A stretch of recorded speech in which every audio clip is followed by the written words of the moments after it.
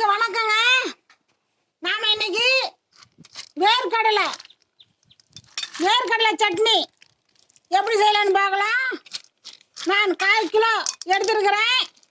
இதை நல்லா இலை வறுப்பாக வறுத்து இந்த சருகு போகிற மாதிரி பொடிச்சிக்கணுங்க. பொடிச்சிட்டு நமக்கு தேவையானது வரமிளகாய் ஒரு 5, சீரகம், பூண்டு 3 கட்டி.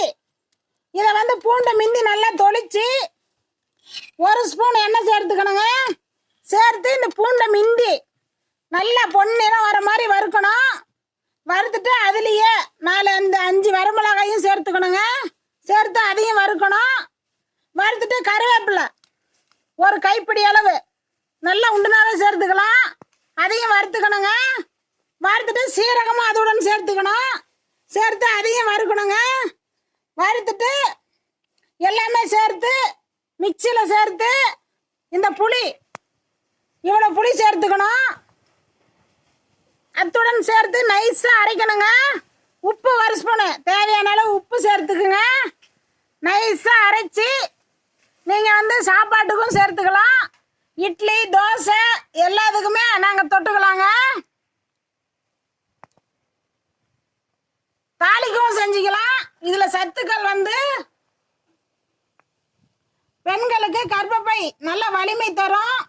நல்ல நோய் எதிர்ப்பு சக்தி கிடைக்கும். ரொம்ப நல்லதுங்க. குழந்தைங்களாம் விரும்பி சாப்பிடுவாங்க. அவ்வளோ டேஸ்டாக இருக்கும். வாரம் 2 முறை செய்து கொடுங்க.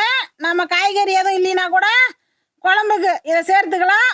தண்ணி அதிகம் சேர்க்காதீங்க, லைட்டாக சேர்த்துங்க. அப்போ தான் கெட்டியாக இருக்கும். நம்ம தாளிக்கணும்னா கொஞ்சம் தண்ணி சேர்த்துக்குங்க. நம்ம இட்லி தோசைக்கெல்லாம் சுவையாக இருக்குங்க. செஞ்சு பாருங்க. மேலும் விவரங்களுக்கு ஈஸ்வரியின் 4 ஒரு மூலிகை சேனலை ஃபாலோ பண்ணுங்க. நாங்கள் நிறையா வீடியோஸ் இன்னும் போடுவோம். உங்களுக்கு உடனே வந்து சேருங்க. நன்றிங்க.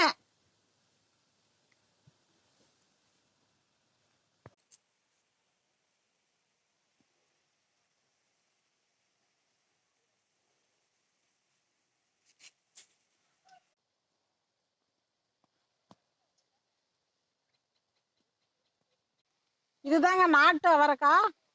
இப்போ சீசனு. இந்த மாதம் ஃபுல்லாகவே நல்லா காய்க்கும்.